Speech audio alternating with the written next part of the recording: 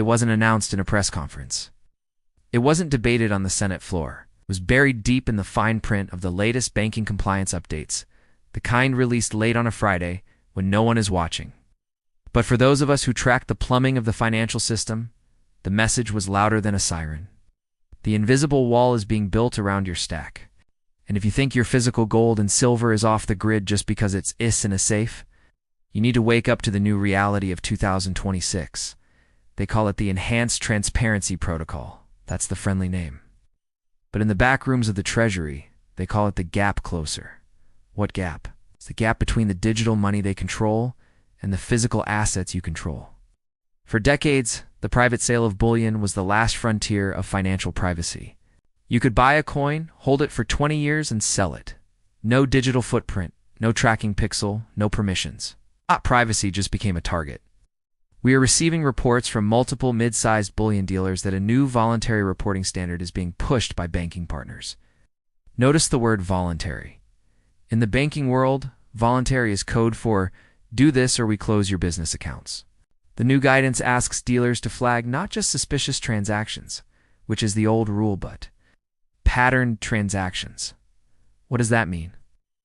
It means if you buy 10 ounces of silver every month like clockwork, you are no longer just a customer. You're a patterned accumulator. Why does the system care if you buy 10 ounces a month? Because 10 ounces a month creates a stockpile.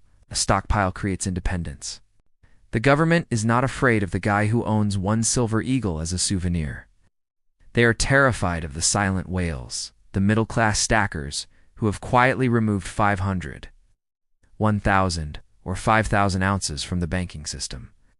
Those ounces represent collateral that the banks can no longer rehypothecate.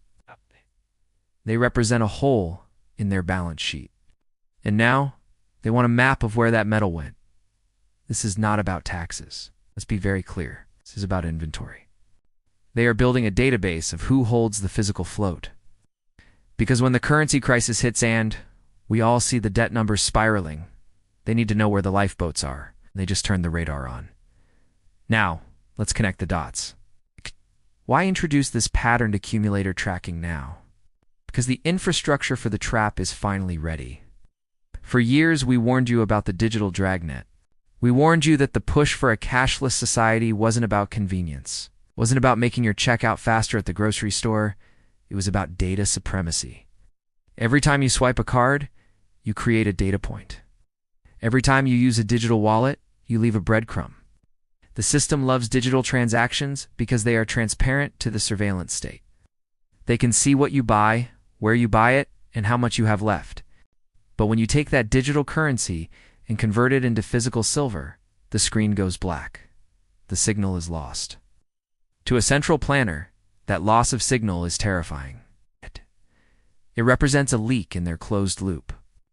And this is where the new banking behavior gets aggressive. We are receiving consistent reports from subscribers of banks freezing accounts for unusual activity after a wire transfer to a bullion dealer. Not a transfer to a gambling site. Not a transfer to a suspicious offshore entity. A transfer to a legitimate, registered precious metals dealer. Why is that unusual?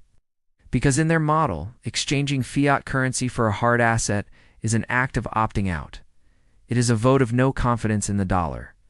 And the banking algorithms are now tuned to treat no confidence as a risk factor. They are training the AI to recognize the behavior of a stacker. The AI sees the pattern. You get your paycheck, you pay your bills. And instead of leaving the rest in a savings account earning 0.01%, you wire it out to buy metal. To the bank, you are a bad customer. You are unprofitable. And worse, you are removing collateral from their fractional reserve scam. So, they apply the pressure. They ask for source of funds documents. They delay the wire for 48 hours for your protection. They ask invasive questions about why you are making this purchase. This is the soft blockade. They don't have to make buying silver illegal. You just have to make it so annoying, so slow, and so intrusive that the average person gives up. They want to wear you down until you just leave the money in the digital casino. Consider the timing with the $600 reporting thresholds we've seen creeping into payment apps. First, they came for the gig economy workers. Now, they're looking at asset transfers. The goal is a world where every single transaction, down to a pack of gum, is logged, categorized, and scored. In that world, physical silver is the ultimate glitch. It is the only wealth that exists offline. It is the only battery of value that doesn't need a Wi-Fi connection to work. And that is why they hate it. That is why they are building this tracking wall. They are trying to fence in the herd before the currency reset begins. If they can't track it, they can't tax it. If they can't track it, they can't confiscate it. And if they can't track it, they can't control you. So when your bank asks you about your investment goals or why you are withdrawing cash, understand this. That is not customer service. That is an interrogation. You are being profiled. And the profile they are building is flight risk. They know the dollar is in trouble. They know the debt is unpayable. And they know that the people holding silver are the ones who have already figured it out. Now let's look at the end game. Why build the database now? Why the urgency in 2026? Because we are crossing the bridge. We're moving from the legacy dollar system to the programmable dollar system. You've heard of CBDC's central bank digital currencies.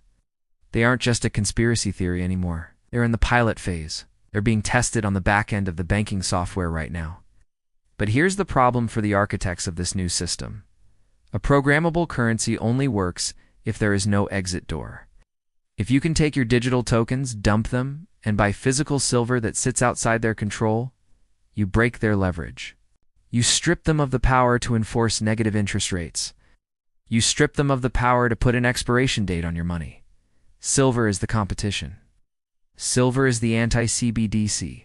And in the corporate world, what do you do with competition? You crush it? If you can't crush it, you regulate it into submission. That is why the pressure on dealers is ramping up. The government is effectively deputizing your local coin shop. They are turning bullion dealers into unpaid compliance officers. They're slowly tightening the Know Your Customer KYC noose. We are seeing the early signs of a whitelisted market, a market where you can only buy or sell gold and silver if you are verified in the central database. If you aren't verified, you are pushed into the black market. You are treated like a criminal for trading honest money. This is the psychological pivot. They are trying to reframe private ownership as illicit hoarding. Watch the language in the media. Watch how they talk about unregulated assets. They aren't talking about Bitcoin scams. They are grouping precious metals into the same bucket as money laundering tools. This is deliberate branding. And here is the trap for the person who says, I already bought my stack, I'm safe. Are you? If you bought with a credit card, if you bought with a wire, the record exists. The metadata is there. The question is not, do they know? The question is, when do they decide to use that data? In a crisis, laws change overnight. What is legal on Monday can be retroactively compliant on Tuesday. We saw this in the 1930s. We saw this with import bans. The grandfather clause is a myth that lazy investors tell themselves to sleep better. There is no grandfathering when the currency is collapsing. There is only compliance or non-compliance. That is why the cash transaction is becoming an endangered species. Have you tried to withdraw $5,000 in cash from a bank teller lately? They look at you like you just robbed the place. They have to call a manager. They have to count it out slowly. They make you feel dirty for asking for your own property, that friction is the system fighting back. They know that cash is the last bridge to anonymous metal. Once they kill cash, the bridge burns down. And if you are stuck on the digital side of the river when that happens, you are trapped in their system forever. So what is the strategy in this hostile environment? First, you need to understand that we are moving toward a two-tiered market. The very near future, I believe we will see a privacy premium, a credit card. The coins you ordered on Amazon will trade at one price. But go silver, the metal purchased with cash face-to-face, with no digital receipt, that will trade at a massive premium. Why? Because in a surveillance state, anonymity is a luxury commodity. The ability to transact without the government watching is worth paying extra for. We are already seeing this on the street. Private sales between individuals are commanding higher prices than dealer listings. Why? Because the buyer knows that ounce doesn't exist on any database. It is truly free. This is the shift you need to make in your head. You aren't just buying metal anymore. You're buying freedom. You're buying the right to be left alone. And that window is closing fast. The new frameworks are designed to squeeze the cash buyer out of existence. They are designed to make you feel like a criminal for wanting privacy. But let me tell you this, privacy is not a crime. Protecting your labor from inflation is not a crime. And opting out of a failing currency is not rebellion, is survival. If you are waiting for a better entry price, you are missing the point. The price in dollars doesn't matter if the dollar is being weaponized against you. What matters is possession. What matters is getting your assets across the bridge before they burn it down. If you have a local coin shop that still accepts cash without treating you like a suspect, cherish that relationship. Support them. Because they are the last outpost of financial privacy. Once they are forced to digitize everything, the game changes forever. Now, I need to hear from you. The data we get from the community is better than anything on the news. I have 2 questions, and I want you to answer them in the comments below. Question 1.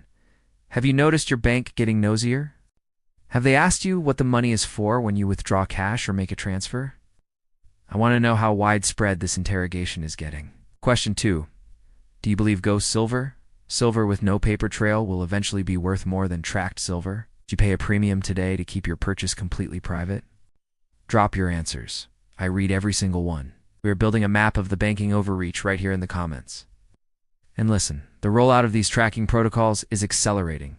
They are testing the limits of what the public will accept. If you want to know when the next compliance update hits or when they try to ban cash purchases of bullion entirely, you need to be subscribed.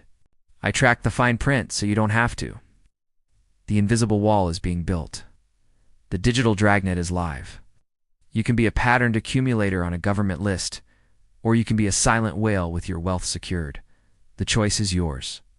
But the clock is ticking. If you want to know when the next compliance update hits, you need to be subscribed.